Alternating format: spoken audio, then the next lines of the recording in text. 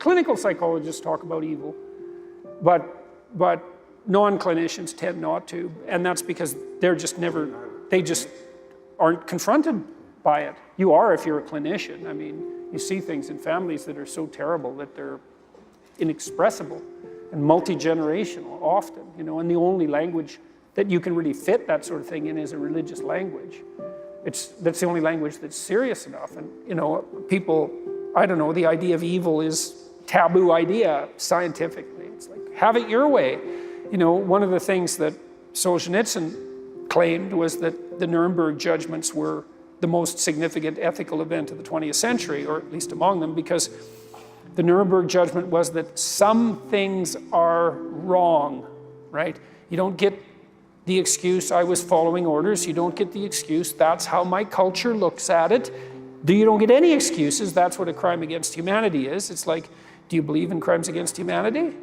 The answer is either yes or no, because those are the two answers, and if it's no, it's then, okay, you have the world where that's the belief and see how that goes, and I'll have the world where I think that there are things that are evil, and we'll see how that goes. And because you're going to not condemn the imposition of pointless suffering on people for the sake of the suffering, that's not wrong in some fundamental and transcendental sense. I mean, you can say no, you know, say, I don't believe in evil. It's okay, but that has its consequences, and one of the consequences is you can't condemn evil. That's a problem, you know, or maybe not, but it's not like a world where you don't condemn evil. It isn't like there aren't consequences to that decision, you know, and I also think that there's no good where there's no evil, right? And so if you dispense with the idea of evil, don't you simultaneously dispense with the idea of good? I mean, because if something doesn't exist, how does its opposite exist? And if evil doesn't exist, then how does good exist? Because in some sense, those two things they're integrally linked in their reality. One of them only can't exist, right? That isn't how things work. If there wasn't something that wasn't good, there couldn't be good.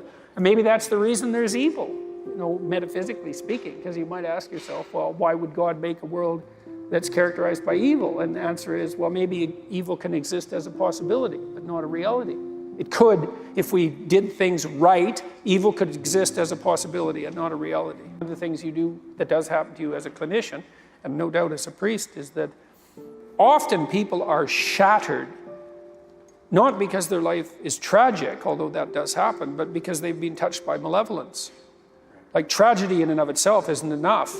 You know, you can bear a fair bit of tragedy, but if someone had it in for you, and, you know, you were betrayed and your life was blown into pieces because of the voluntary betrayal of someone who was aiming at your destruction, and you think, well, that doesn't happen. It's like, yeah, well, you better wake up, because if you're asleep like that, it could easily happen to you. And I wouldn't recommend it, because it happens to people all the time, and sometimes they do it to themselves.